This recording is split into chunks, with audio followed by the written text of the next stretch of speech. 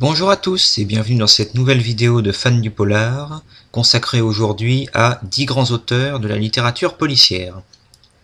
Alors rapidement, en guise d'introduction, j'ai décidé de vous parler un petit peu de tous les différents sous-genres du roman policier. Il y en a 8, alors je vais faire court, rassurez-vous.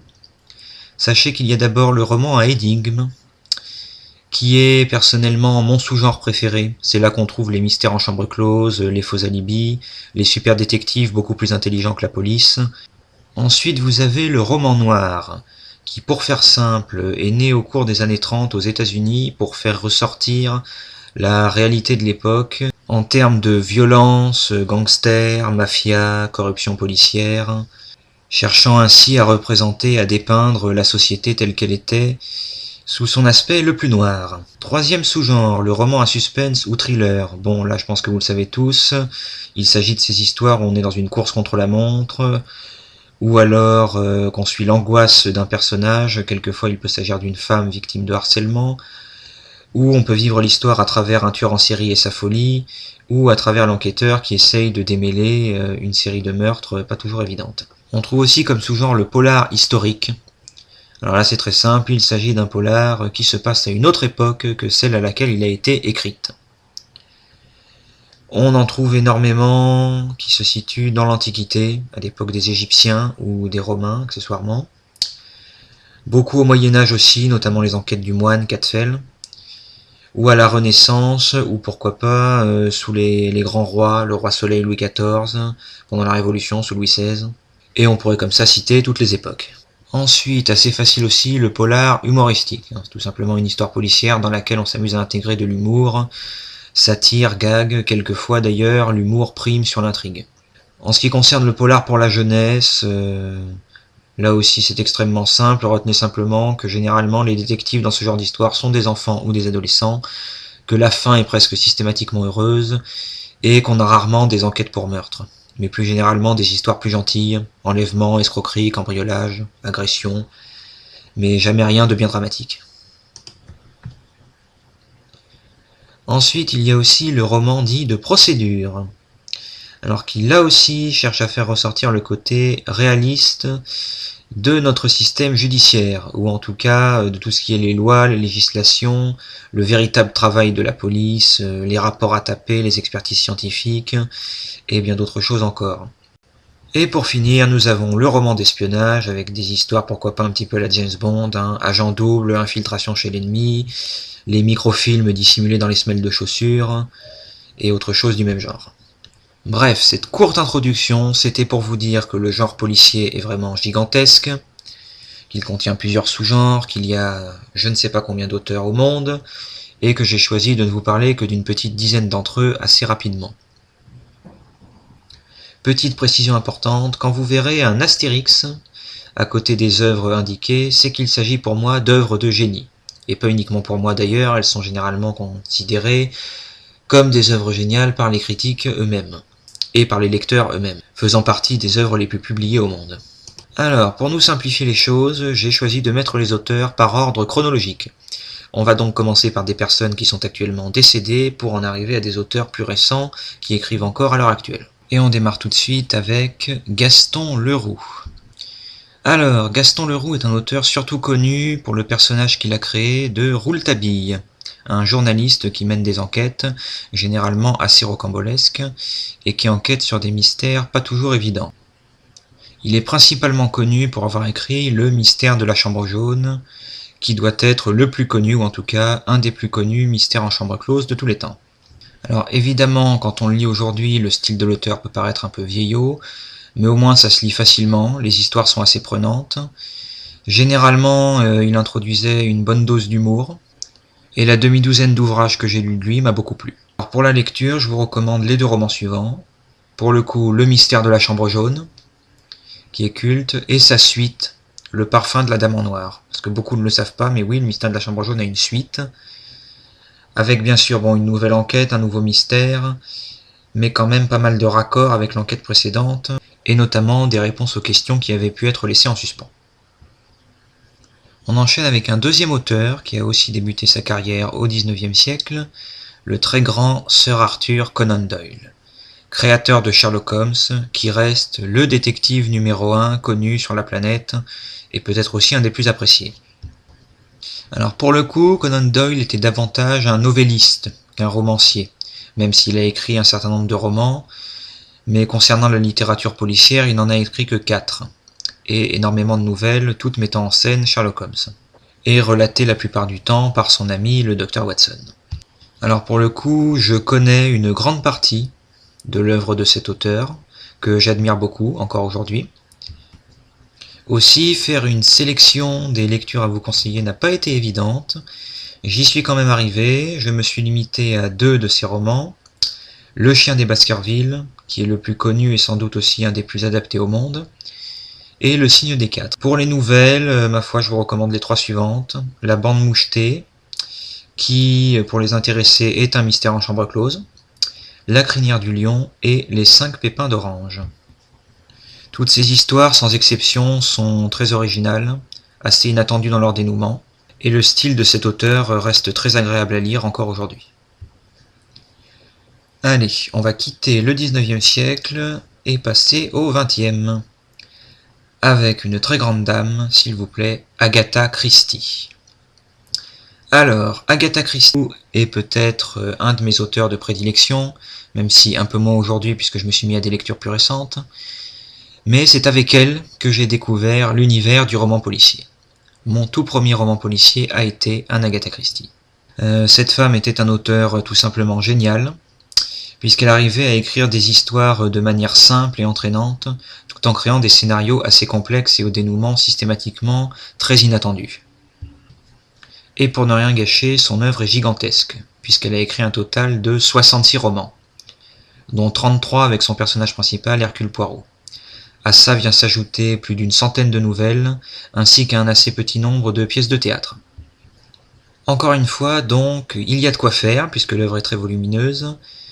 Alors en conseil de lecture, je me suis limité à 5 de ces romans, à savoir en premier lieu Les 3 incontournables, 10 petits nègres, qui est le roman policier le plus vendu au monde, et peut-être aussi un de ceux qui a été les plus adaptés au cinéma et à la télévision. Le crime de l'Orient Express et Le meurtre de Roger Ackroyd. Ce troisième a tendance à être tombé un petit peu dans l'oubli, puisqu'il s'agissait en fait d'un de ses premiers romans, le 6e ou 7e, mais qui se trouve justement être le roman qui l'avait propulsé sur la scène nationale, puis par la suite internationale, des grands auteurs de romans policiers à son époque. Ensuite, je vous ai mis 2 coups de cœur personnels. La mort n'est pas une fin. Alors, premièrement, parce que c'est le seul et unique polar historique qu'Agatha Christie a écrit, l'action se déroulant dans l'Antiquité. Et deuxièmement, eh bien, parce qu'il s'agit précisément de ma première lecture policière. Mon premier roman policier et mon premier Agatha Christie, qui, comme vous en doutez, m'a fait très forte impression. Et pour finir, Les indiscrétions d'Hercule Poirot, qui est peut-être mon Hercule Poirot préféré, et que je recommande donc vivement. Toujours au XXe siècle, Georges Simenon. Alors, dans le domaine de la littérature policière, Simenon est surtout connu pour être le père du commissaire Maigret, célèbre commissaire français avec son chapeau et sa pipe. Simenon a tendance à s'éloigner pas mal des auteurs précédents. On n'est pas sur du roman à énigme avec mystère en chambre close, super détective, bien que là il y ait quand même Maigret, ni des histoires de faux alibis ou des crimes trop complexes, mais sur des choses un peu plus ordinaires et néanmoins des affaires pas toujours simples à démêler. Mais surtout, il lui arrive d'adopter un style assez noir, avec des histoires, ma foi, pas toujours très gaies, aussi bien dans les enquêtes de Maigret que pour ses autres œuvres. Alors ça reste néanmoins un grand auteur. Je ne l'ai pas énormément lu, et j'ai surtout vu des adaptations du commissaire Maigret à la télé. J'ai littéralement dévoré les séries télévisées du commissaire Maigret. Je vous recommande quand même les 2 œuvres suivantes, à savoir L'affaire Saint-Fiacre, alors une des plus connues des enquêtes du commissaire Maigret, qui contient, à mon avis, la méthode pour commettre un meurtre la plus originale qu'on puisse trouver. En tout cas, une des plus intelligentes. Et La mort de Belle. Alors là, je vous préviens, l'histoire est assez sombre, ce n'est pas une enquête de Maigret, c'est différent. Ce roman a d'ailleurs fait l'objet d'une adaptation assez récente, avec l'acteur Bruno Solo.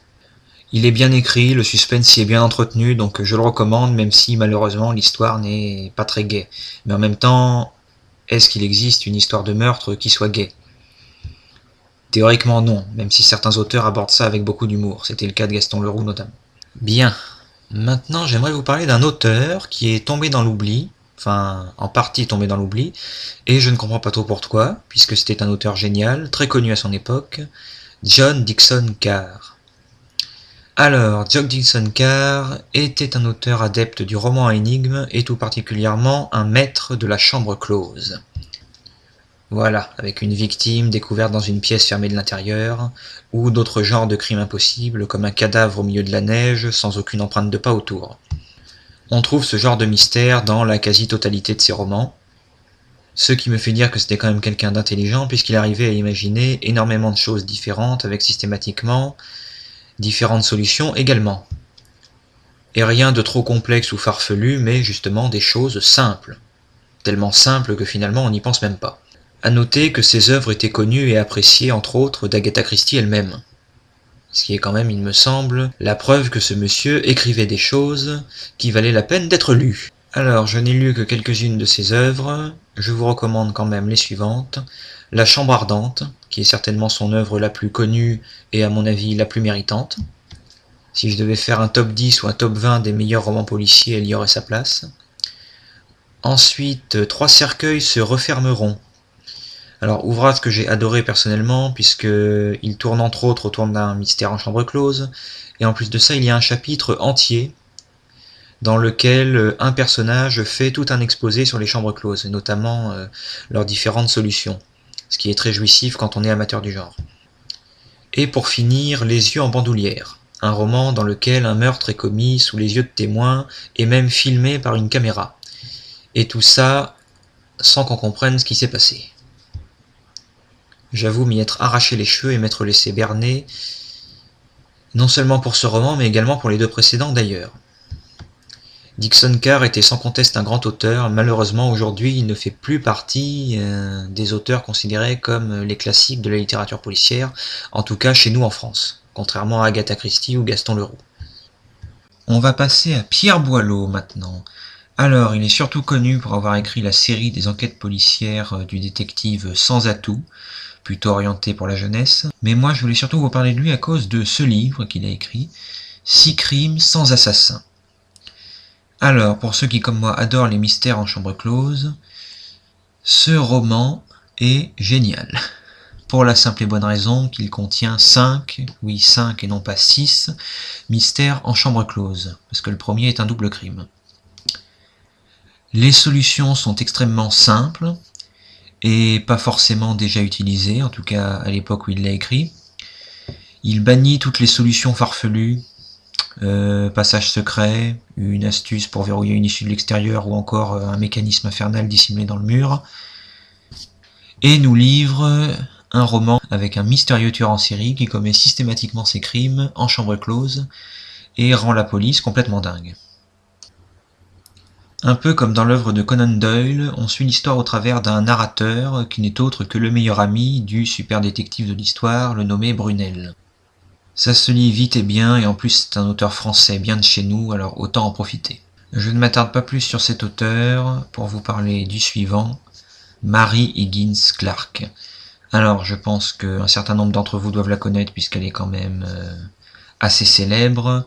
Elle a écrit une montagne de romans, son genre de prédilection étant le suspense ou le thriller. Elle aime bien tout ce qui est l'angoisse, tout ce qui se passe la nuit, les enlèvements, les tueurs psychopathes, ce genre de choses. Ces histoires sont prenantes, extrêmement bien écrites, et souvent même assez originales, contrairement à ce qu'on pourrait penser. C'est loin d'être tout le temps la même chose. Alors, elle commence à être assez âgée, je sais pas trop quel âge elle a exactement, mais en tout cas, elle continue quand même d'écrire. Et puis surtout, sa fille, Carol Higgins Clark, commence à écrire elle aussi, et a même coécrit plusieurs ouvrages avec sa mère. Pour ce qui est des conseils de lecture, je vous ai mis les 3 romans que j'ai préférés, à savoir Remember, qui est certainement celui qui m'a le plus fait vibrer. Le suspense est extrêmement bien entretenu, on a du mal à comprendre ce qui se passe. D'un côté, un homme, suspecté d'avoir peut-être tué sa femme en mer, mais on n'en est pas sûr. De l'autre côté, une femme qui est hantée, enfin qui semble être hantée par le fantôme de son petit garçon mort dans un accident de train. Le tout dans une belle maison au bord de mer, et avec pour voisin un couple dont une femme atteinte d'Alzheimer. Si vous voulez en savoir plus, lisez-le, il est tout simplement génial. Pour les deux autres, La Nuit du Renard et Recherche jeune fille aimant danser. Deux de ces romans qui pour le coup mettent en scène des histoires de psychopathes, avec comme toujours une histoire très bien rythmée et du suspense quant à l'identité du coupable. Vous passerez un très bon moment, je vous assure. On va terminer avec 3 auteurs français que j'ai tous découverts au cours des 4-5 dernières années et dont, pour certains, j'ai lu pas mal d'ouvrages déjà. En commençant par Madame Fred Vargas. Oui, Fred Vargas est une femme et pas un homme, pour ceux qui ne le sauraient pas. Alors, par où commencer? Sachez que Fred Vargas est archéologue, qu'elle écrit des romans depuis bientôt une trentaine d'années maintenant, elle en a écrit environ 15, dont la majorité met en scène les enquêtes du commissaire Adamsberg, un personnage assez décalé, particulier dans son genre, qui enquête systématiquement sur des crimes très très particuliers. Comment résumer ça simplement? Disons qu'elle va toujours chercher des histoires tirées de légendes, issues de différents folklores. Bon, vous avez les classiques vampires et loups-garous, mais également la vie éternelle et bien d'autres choses. Alors en ce qui me concerne, j'en ai lu 9, je vous les conseille absolument tous. Pour être raisonnable, je ne vous en ai mis que 3 dans cette vidéo, à savoir en premier lieu L'Armée Furieuse, qui est de mon point de vue le meilleur que j'ai lu.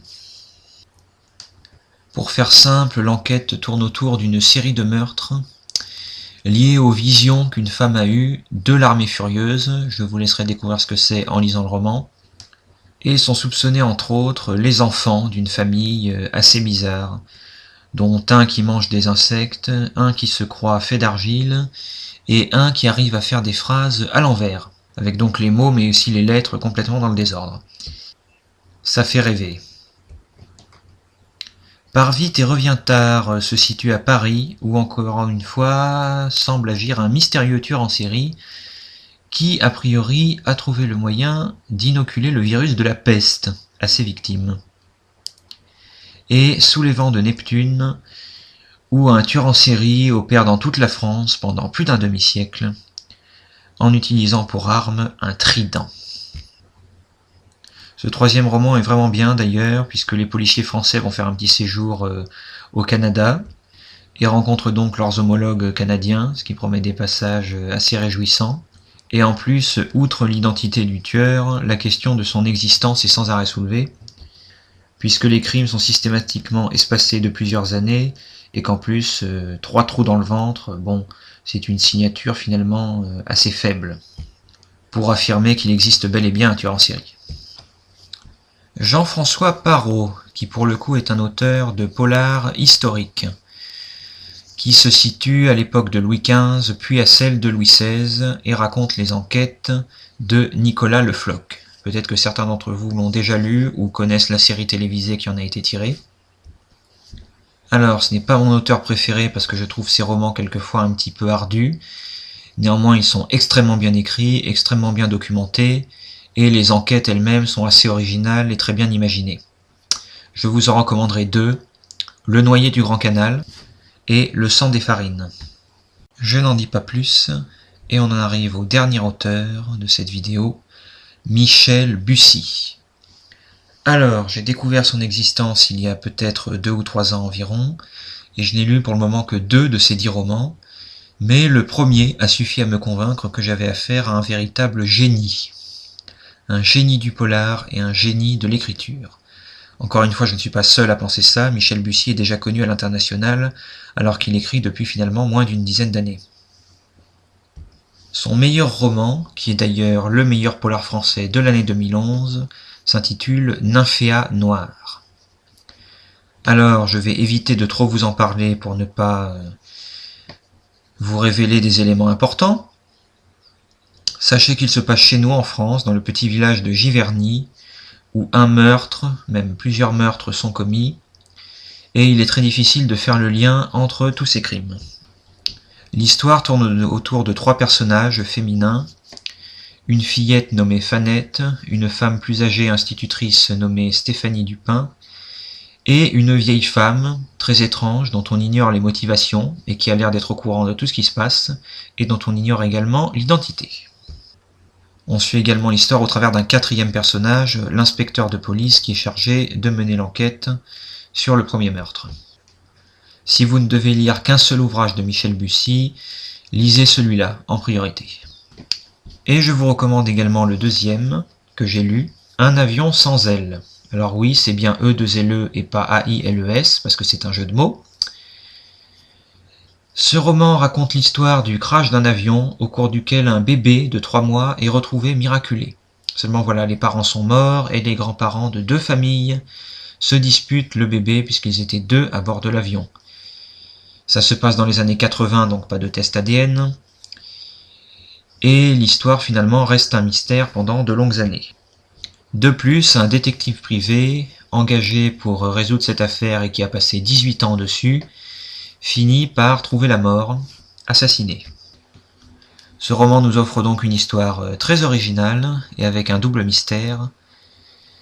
Qui est le bébé miraculé de l'avion et qui a assassiné le détective 18 ans plus tard et pour quelle raison? Je vous laisserai le découvrir en lisant Un avion sans ailes de Michel Bussy. Je clôture cette vidéo en me faisant un tout petit peu de publicité. Sachez pour les intéressés que mon roman policier Refrain criminel est disponible aux éditions du Chemin Vert sur à peu près tous les sites de vente en ligne qui existent, la Fnac, Amazon, De Citre. J'ai mis tous les liens utiles dans le générique de cette vidéo. Et mon 2e roman, Hélium Invoqué, est à paraître en novembre 2015. Je précise que ce sont des romans à énigmes, donc avec des crimes, je l'espère, originaux et assez mystérieux, avec mon détective Charles Bossu, que je vous laisserai découvrir à la lecture de ces romans s'ils vous intéressent. Merci d'avoir regardé cette vidéo. Ceux qui veulent peuvent s'abonner à ma chaîne YouTube et aussi éventuellement me suivre en tant qu'auteur sur les réseaux sociaux. Je pense faire encore d'autres vidéos, toujours consacrées au sujet du polar. J'espère que vous les regarderez et qu'elles vous donneront des conseils de lecture ou de visionnage utiles pour vous. À bientôt!